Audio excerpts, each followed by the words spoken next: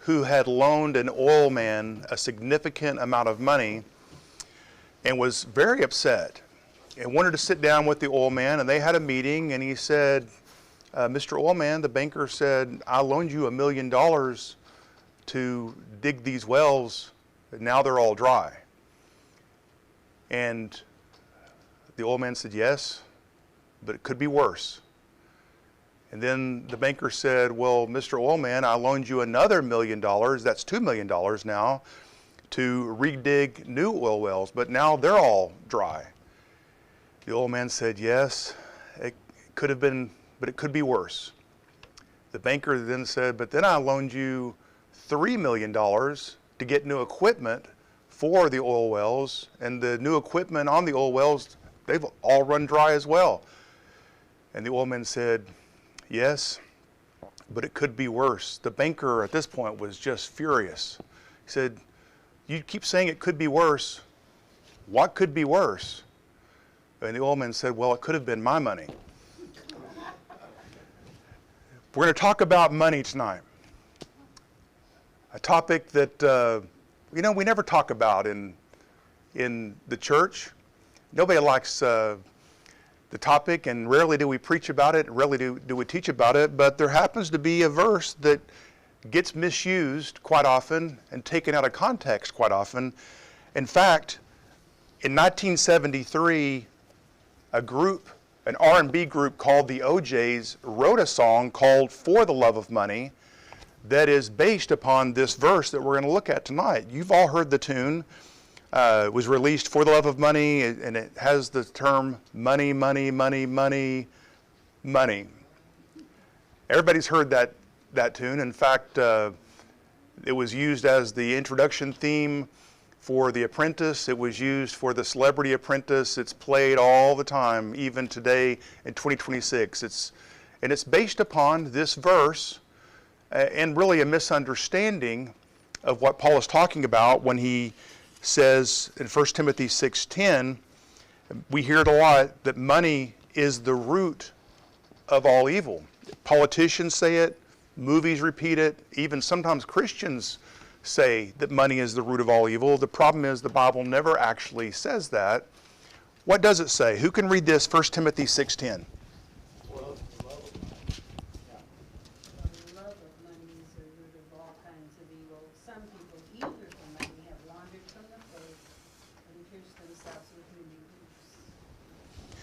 So obviously, the way this is given to us often, that money is the root of all evil, is not at all what Paul says.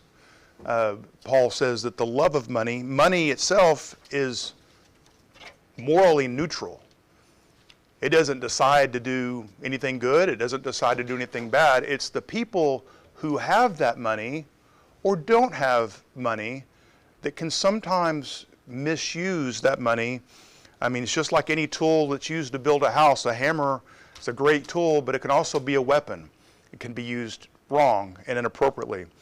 Take for just a moment and think about the number of people in the Bible that God entrusted with tremendous amounts of wealth. Abram at this time, Genesis 13 and verse 2. Who can read that?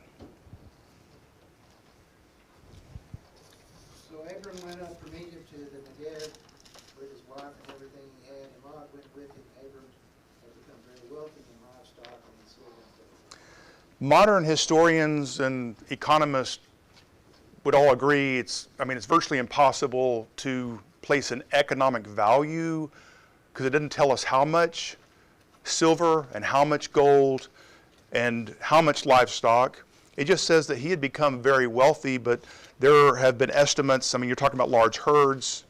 A multi-million-dollar ranch would be the equivalent, perhaps, in our culture. Precious metals, which would have been of enormous purchasing power at the time of Abraham. And yet, in the midst of all this, Abraham is called a friend of God.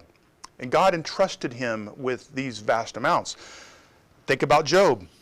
Before his trials and after his trials, who can read these three verses here out of Job chapter 1?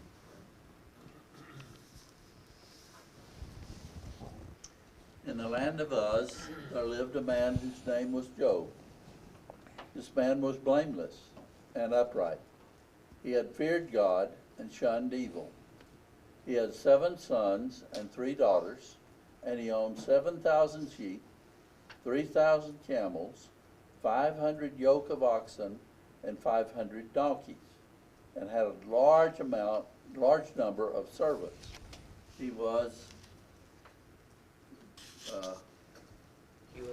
lean your head, the greatest man among all the people of the East.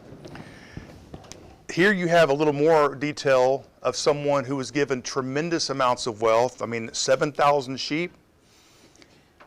You're talking there of a mass amount of wool, meat, dairy production, 3,000 camels, which would be the modern day equivalent of a logistics transportation company that's able to transport cargo and goods. 1,000 oxen, which would be 500 yoke, gives you tremendous capabilities when it comes to farming and agriculture. 500 female donkeys, essential for breeding, transport, high-value dairy, and not to mention his large household that was there. And yet God calls him blameless and upright, even as Satan, or the Satan, comes into the presence of God, uses Job as an example of someone who is very wealthy, but also a very righteous man. Think about David.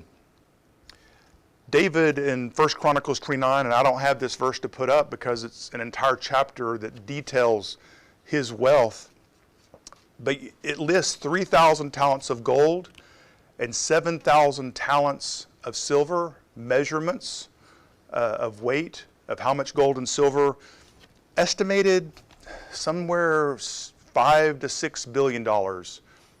It's really hard to back into that number with so many years of economies that are different now and how gold and silver are measured today. But you're talking about a tremendous amount of money that was donated by himself to go into the temple, not to mention that which was raised by other people there. God never rebuked David for possessing wealth. Think about Solomon. Solomon, 1 Kings 3, 12 through 13, tells us that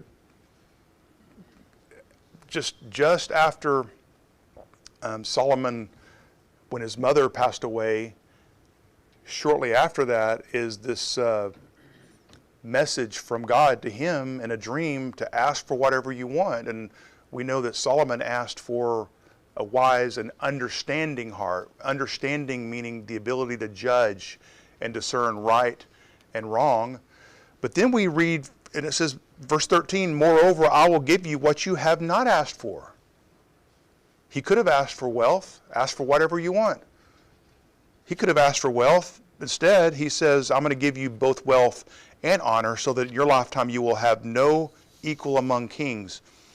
It's estimated his total value when it comes to all of his kingdom, somewhere around the $1.5 to $2 trillion in wealth. And we've only recently in our own economy come across somebody that's valued at $1 trillion for the first time in our history. And of course, as soon as that happens, everyone's despising him because, well, how can you make $1 trillion? Well, you invent technologies like that and you can make a tremendous amount of money. Think about Joseph of Arimathea. The Bible just tells us that we know he was a Pharisee, but he was also very wealthy and used his wealth to find a place to bury Jesus and to provide the funds that were needed for that.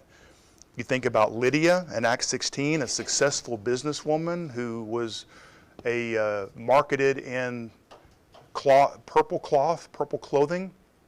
The church, the first church there in Philippi actually met in her house. And she helped fund a lot of that. She was very prosperous. Or you think about Barnabas in Acts 4, who is known as the brother of encouragement, but was willing to take property, sell it, give it to people who were in need in that first century first church there in Jerusalem.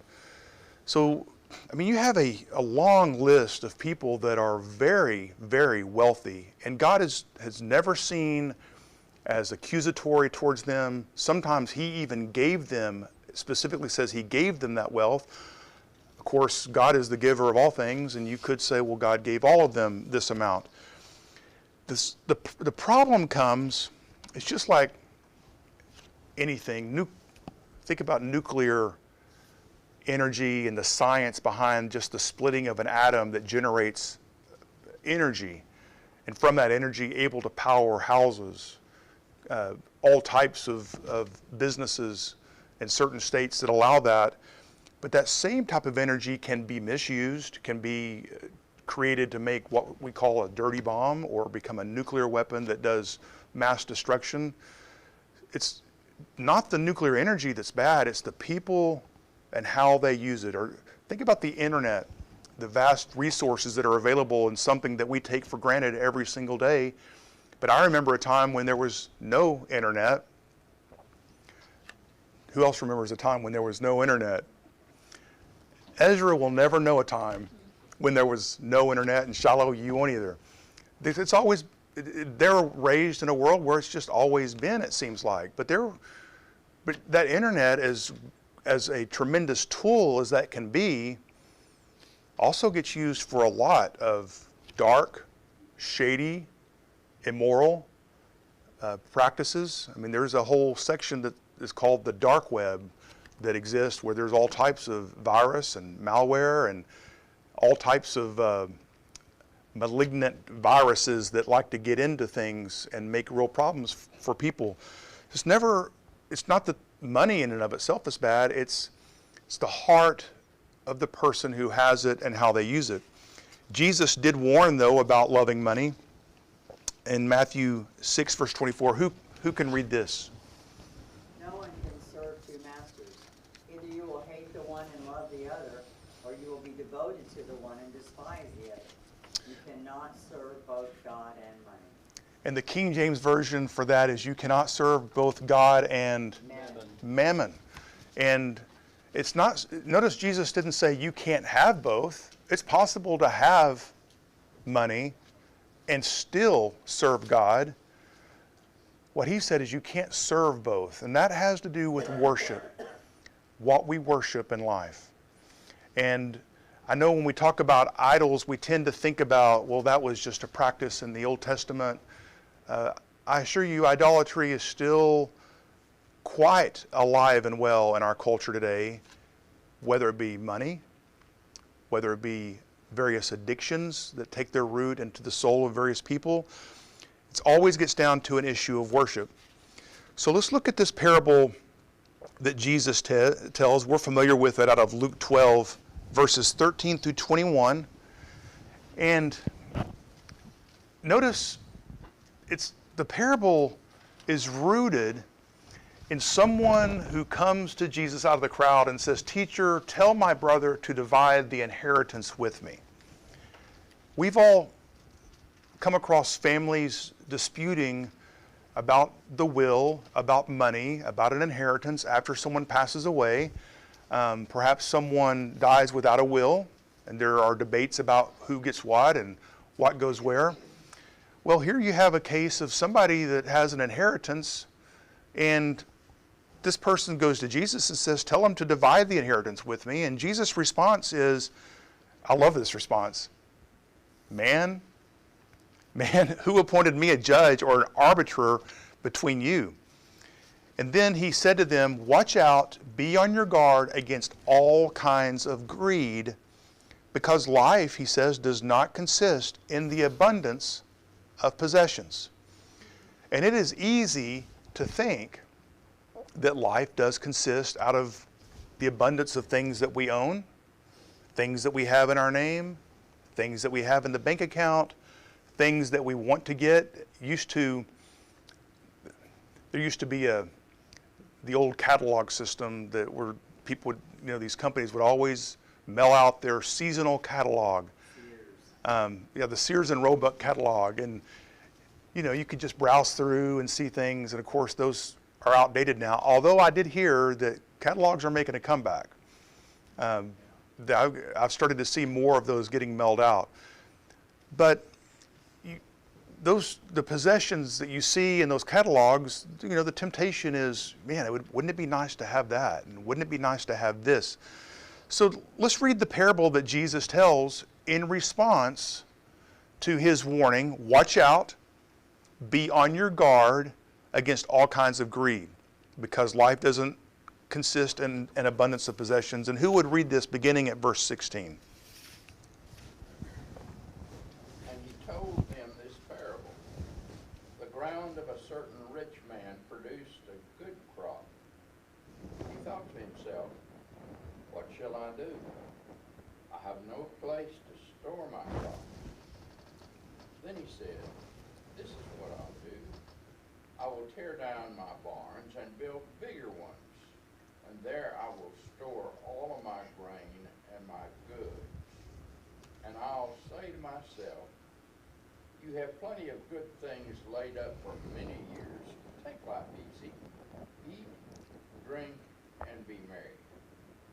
But God said to him, you fool, this very night your life will be demanded from you. Then who will get what you have prepared for yourself? This is how it will be with anyone who stores up things for himself, but is not rich toward God. And this verse 21 is the question that's being asked and answered that Jesus is addressing, and it should be something that really keeps us up at night. How easy it is for any one of us to store up things for ourselves, but then sadly not be rich towards God. And that's what Jesus is teaching in this parable, is how to be rich towards God. Nothing wrong with having wealth. Did Jesus condemn this successful landowner for having a successful crop? It's a great thing. You've got a crop. Behind the scenes, now Luke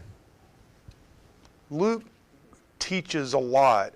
In fact, from beginning, even from Mary's song all the way through Luke, is this idea that God raises up the poor and the rich find themselves in poverty. The reversal of fortunes.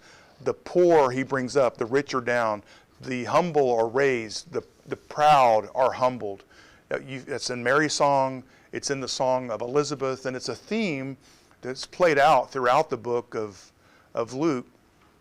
The socioeconomic economics of that time period, it's hard to really grasp, and it's because we don't really know. We do know that poverty levels were real, 80%. We do know, and when I say poverty, I mean just enough. The poor in the Gospels are people that had to go to work in order to live, which is us. So, okay, the poor in the Gospels, you had to go to work to live. The rich in the Gospels are people that they had plenty of money. They didn't have to go to work. They had people working for them. And behind the scenes is a landowner here who is actually hoarding grain, who the wealthy could, because they had enough wealth, could take that grain and they could put it and set it aside, and then when the time was right, they could set the market with the rate they wanted for that. And in the meantime, you have people that are hungry, people that need that grain to live, but they're sitting here hoarding it. And so behind the scenes there's this kind of practice going on, which Jesus certainly condemns. But this man is just seen as somebody who's not rich towards God. And the question that has to be asked is, it's possible to still have wealth and to still be rich towards God. And what does it mean then to be rich towards God? All of us have resources, whether it's time, whether it's the ability to teach or preach or make money or whatever. And we need to use our resources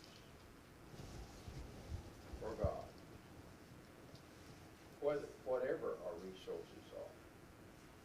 And they're different resources.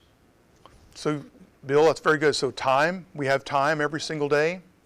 Every day is a new day ahead of us that we can use. We have treasure that's been given to us in the form of actual resources and wealth, but also things that we possess, vehicles, the ability to help people be transported around.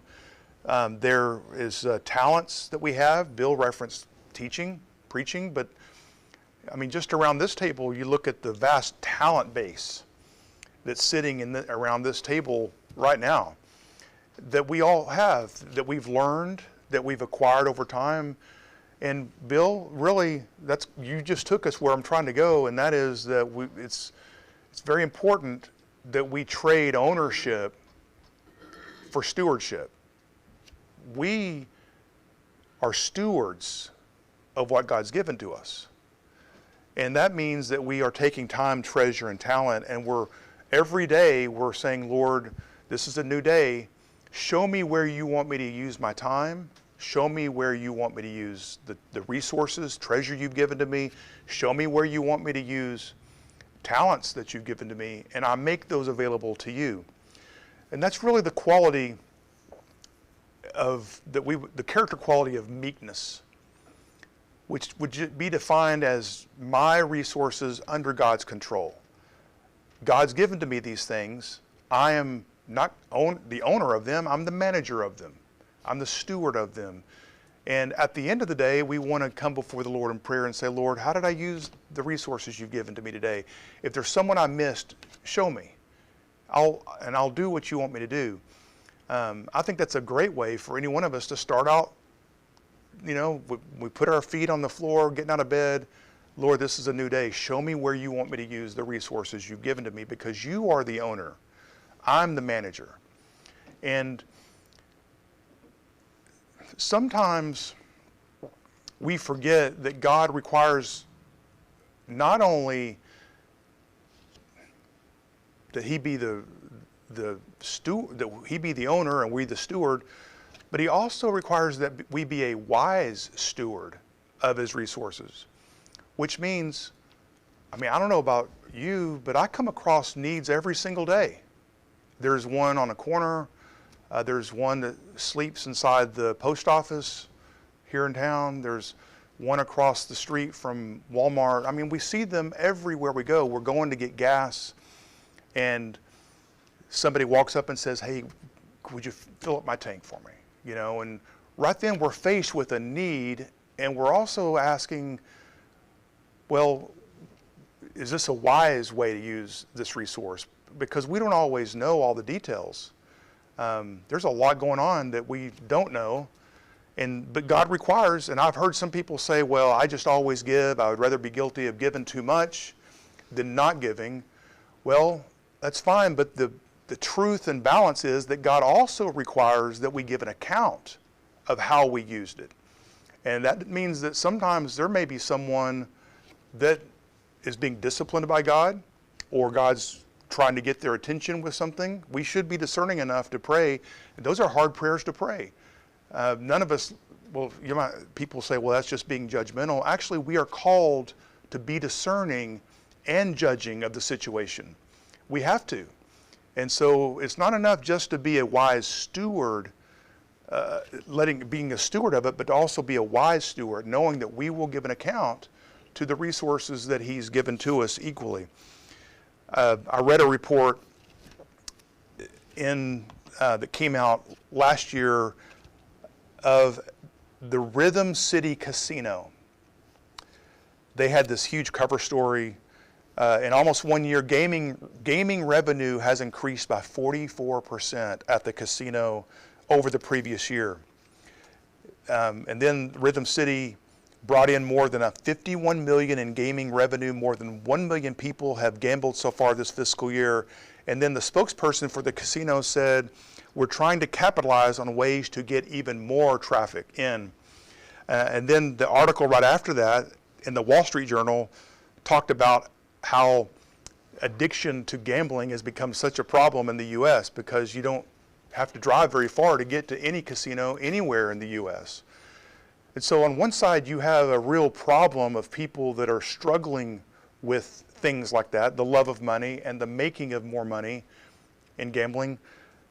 And then those that actually fall into that. In fact, there was an attack on one casino, and the person that attacked the casino was actually in debt from gambling losses and trying to make up their money. I gambled one time on a slot machine, a penny slot machine, and after I lost $2 worth of pennies, I said, enough of this. I don't know, but that's a real problem for some people. And that's why Paul will say that the love of money has the potential to produce every kind of evil. This verse again, the love of money is a root of all kinds of evil. Some people eager for money have wandered from the faith and pierced themselves with many griefs. Paul doesn't say it is the only root. He says it is a root. I mean, there's also envy, there's hatred, there's lust. There are multiple roots that produce evil, but this one here having to do with greed and the love of money, and more of it can really take control in people's lives. I mentioned gambling, but there's also other ways that money can take control, where you look at the Grinch aspect, where you have tremendous resources, but you want to hoard it and keep it for yourself. The Grinch whose heart was 2 sizes too small, and had to learn the lesson of being generous. Now, I did vet out this quote. Mark Twain actually did say this, April. Okay. He said actually in response to that verse, the lack of money is the root of all evil. And that was in one of his books, 1897 travel book, Following the Equator. And I heard of a religious televangelist say that money is the root of all evil. For more information, send me $10. So there's all kinds of abuses of that. But think about Judas. The sad story in the Gospels that one of Jesus' followers, Judas Iscariot, and that word Iscariot, some believe means the dagger, that he carried a knife. A dagger is where that word appears to come from. It's not a family name.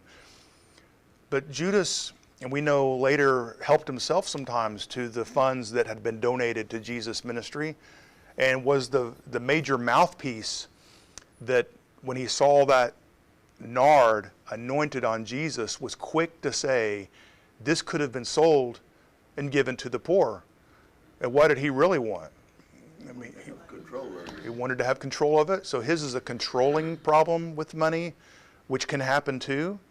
His is also the greed of that. You know, they gave him 30 pieces of silver. Can you imagine what 30 pieces of silver would look like in your hands? And he's sitting there holding it and has that. And yet, how quickly he sold Jesus, but then later regretted it.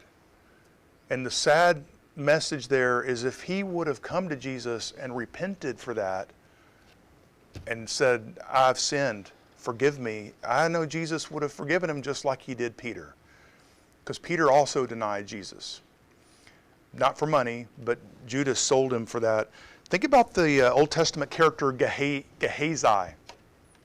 What happened to him? He was struck with leprosy. For what? Well, Naaman came and was cleansed by Elijah and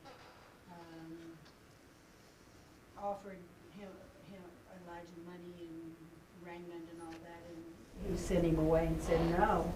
And then the servant, Gehazi, ran after him and said, oh yeah, we'll take it. And It's actually a fascinating story when you read about Naaman and how Elijah, I think it was Elisha, that came to him, and he was cleansed and offered to give him 2 donkey loads of whatever the donkeys could carry, and Elisha declines. And but then Gehazi later on thought his master made a mistake and pursued Naaman and said, give us some talents and give us some clothing. And Gehazi, was lured by that desire for wealth because he saw how much Naaman was carrying with him. And that was a temptation for him. Think about Achan. God's command as they circle Jericho and the walls fall, that nothing was to be taken because this is the first fruits of the land of Canaan. And Achan, it tells us in Joshua 7, he saw the silver and he coveted it. He desired it. He saw the Babylonian robes and desired it and took it and buried it. And all these are connected with the things, the lust of the eyes, the things that we see and the desire for more and more. Or think about another sad story, Ananias and Sapphira, that they owned property, and it was there. Peter told them that it was theirs to do with what they wanted. They owned it. And yet they conspired together to sell the property and to tell Peter, and thus tell God and the Holy Spirit, that they had sold it for more and this was everything. And Peter, called out Sapphira on what she said, lying to God, lying to the Holy Spirit, and to Ananias the same thing, when they could have just kept, they didn't even have to sell the property. For them, it wasn't just, they saw other people donating goods to the Christian cause, Barnabas selling land. They saw the praise that was given, and they kind of wanted to have a title, a building built in their honor, or something that was given for them, and then they lied in the process. They kept some of it back for themselves, and Peter was absolutely right when he said, couldn't you have kept this property for yourself? You didn't even have to sell it. And that tells us that all Christian giving is always volunteered. It is never coerced. And I've had people call in need. We always have a food pantry. We'll always give somebody food. We don't keep money here in the building, and we don't have resources like that to just give. But we have paid for utilities on rare occasions and help people have a night stay. And during the hurricane disaster, I know this church housed a lot of people here in this building. But I have had people tell me, well, you're a Christian, you're supposed to give it to me. You're supposed to help me. You have to. And that is the mindset that a lot of people have, that what is yours is mine. And that is not true at all. Okay? It actually belongs to God. I'm just a steward of it. And I told this person, I said, you're right, Christians, we want to be charitable, but we also give an account to God with how we give it. And we choose where that goes. And in this particular case, I'm choosing not to give to you.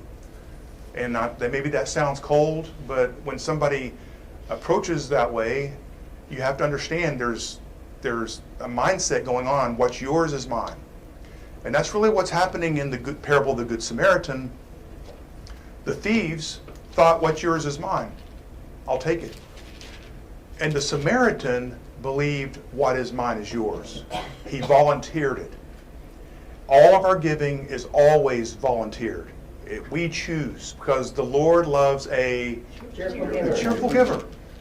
And we should be willing to volunteer that.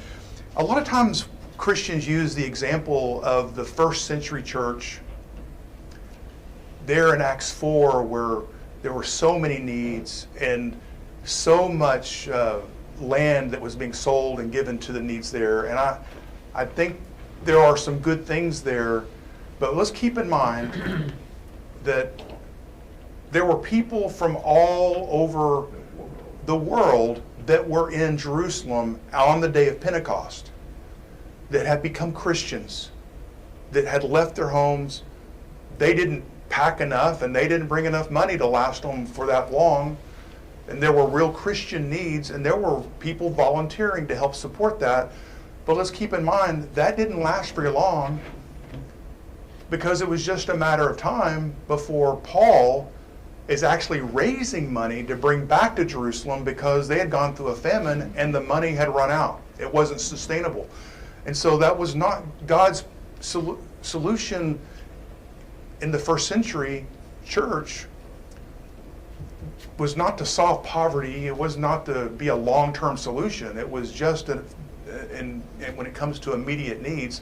And you notice that there's later on, that's not being played out in the Jerusalem church. It's not being played out in the other churches. However, all of the Christian churches were known for their enormous gratitude or generosity and giving nature when there were needs. And a desire to give. That is one thing that the Christians were known for, is that, man, they were giving even to their enemies. When there were needs, there was tremendous amounts of generosity. But again, it was volunteer, never coerced. And if someone ever comes to you and says, well, you have to, you own it, you have to give it to me, actually, no, that's not a biblical principle at all. It is something that we own, but we've given ownership of that to God, and now I'm a steward of it, and God will determine where it goes and where it doesn't go. Even Jesus only helped one person at a time. And when Jesus gave, there were some people he didn't give to. I mean, he didn't solve the poverty problem. That wasn't something that was there. There were still lots of needs. Actually, Jerusalem was impacted by a famine in 44 AD that was empire-wide, that had been prophesied already, and that famine caused a lot of starvation in Israel, which is part of the reason why the funds ran out and people were donating to get that money back to the church. Paul actually describes something more valuable, and he calls it contentment. And here's the context of this entire verse in chapter 6, verses 6 through 10. And who would read this for us? But godliness with contentment is great gain, for we brought nothing into the world, and we can take nothing out of it. But if we had food and clothing, we will be content with that. Those who want to get rich fall into temptation and a trap, and into many foolish and harmful desires that plunge people into ruin and destruction. For the love of money is a root of all kinds of evil. Some people, eager for money, have wandered from the faith and pierced themselves with many griefs. So notice Paul's logic when he says, we brought nothing into the world, and we can take nothing out of it. And there were a lot of religious systems that believed, the Egyptians especially, that believed that, what you have there in your burial chamber is what you're going to find in the afterlife. And don't you know, a shocker whenever they find themselves in the afterlife and they don't have all their gold and silver and their... Or the seven virgins. Valhalla and the seven virgins. Yeah, the teaching of Islam. Because, and if there's this idea that somehow we can accumulate things for ourselves and store them up, and really back to what Bill was saying earlier, is and not let ourselves be a channel of God's blessing, where whatever that may be, for some it may be time, treasure, and talent, all three, the trifecta. For some people it may only be talent. You don't have a lot of treasure, like Peter said, silver and gold I have none. You may not have that, but you may have a talent for listening to people or writing a note or making a phone call.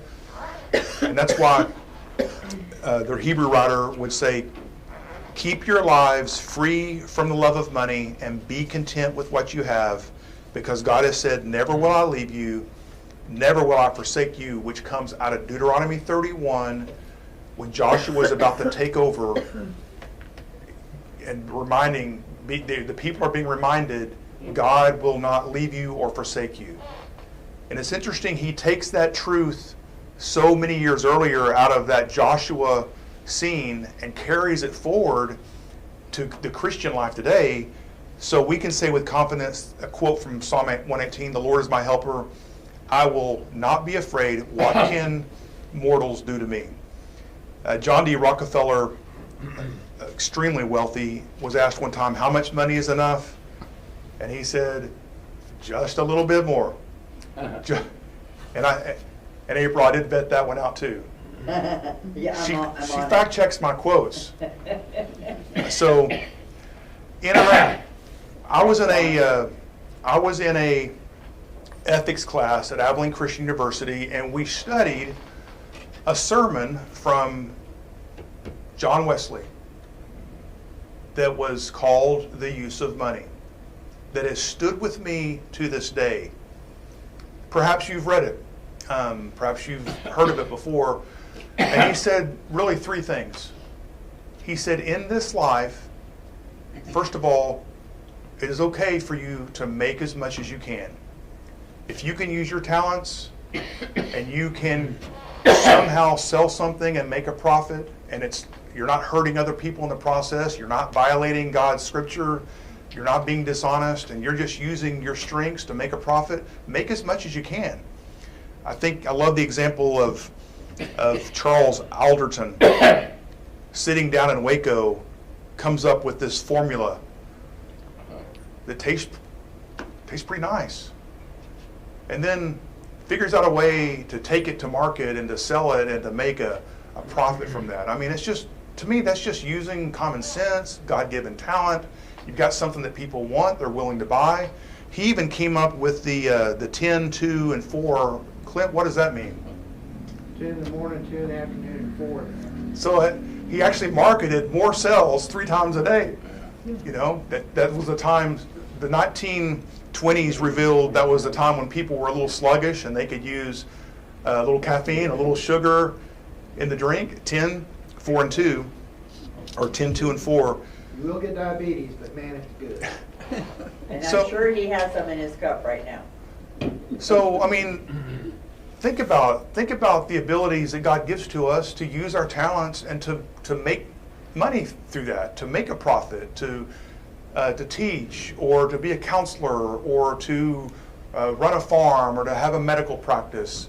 I mean, God gives to us tremendous capabilities, and that's a wonderful thing. And I know in our culture today, we are told that is bad, make a profit, when actually the woman that's praised in Proverbs 31 that made a profit from her daily earnings was commended for that. Bob. Could I give an example of someone who used their money wisely? Yes. This person, I think I can use him as an example. None of you know him. He just happens to be a cousin of mine, and I spent some time with him today. But anyway, we were raised in adjacent farms next to each other, and he became a teacher and taught a little while, and ended up buying and developing an environmental cleanup business. And he made a lot of money, a lot of money. He made enough money that he and his family would go to Africa on safaris, go to hunting. I don't think they ever hunted. They'd just go on, watch it for the animals. And on one of his trips over there, they ran across a village that the people just absolutely had nothing. They were starving.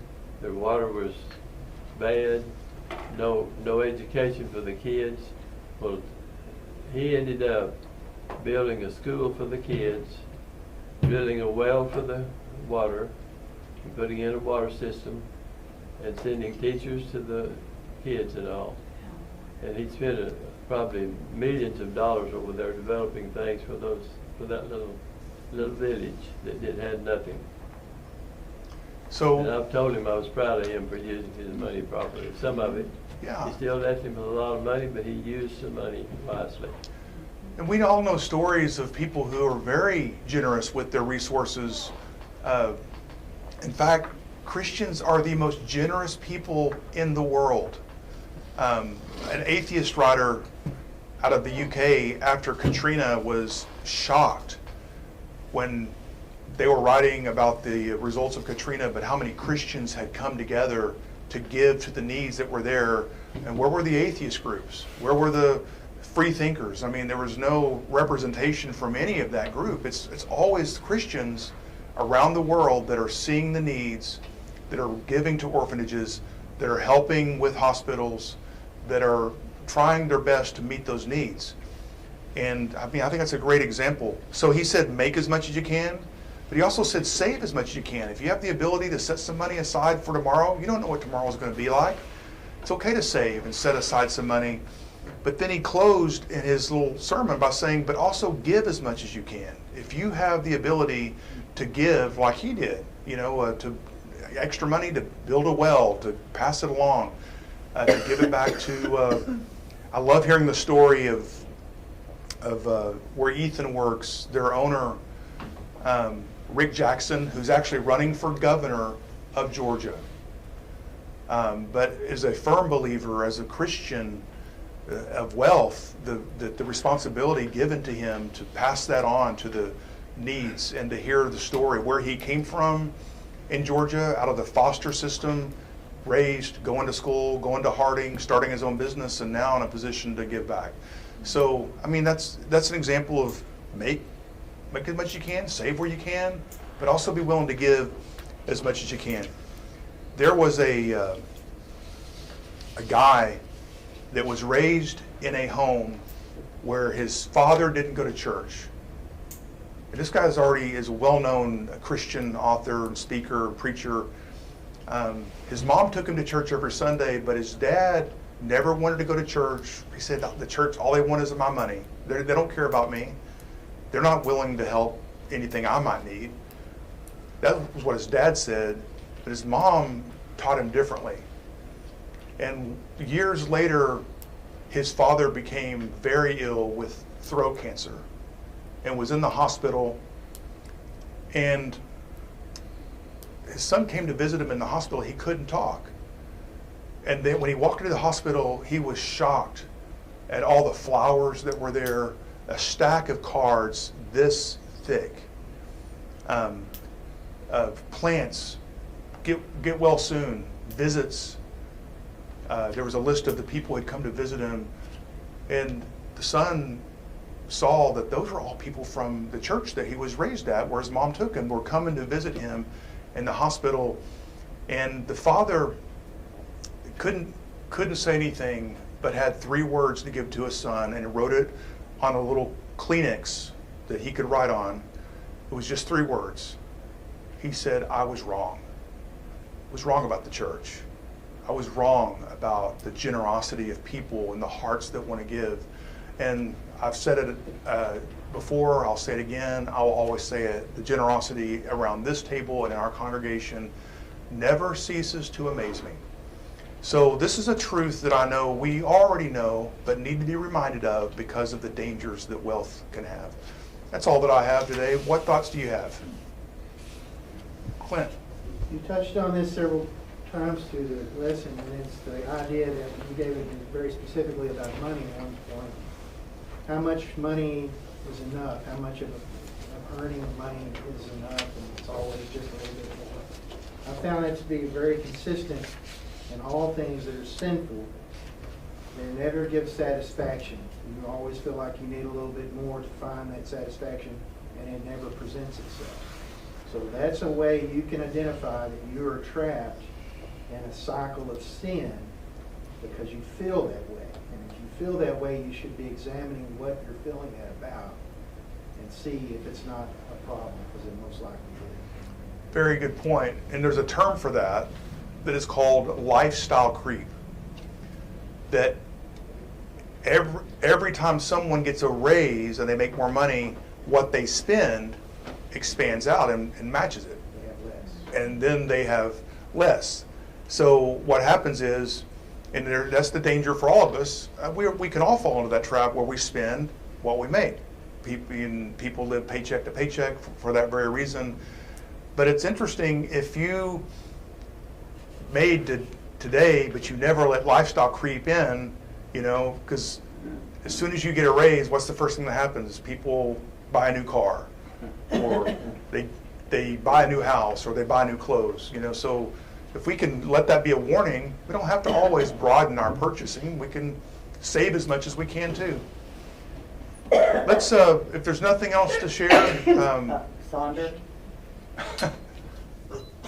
not gonna let you forget. April, I introduced a new word on Sunday morning that I thought I knew was correctly, I spelled it wrong, S-O-D-E-R is what I said. It's actually spelled, and April corrected me, S-O-N-D-E-R, and Shiloh corrected me too, and Ezra corrected me too. So I'm a highly corrected individual on my People vocabulary. always like to correct your spelling. Yes.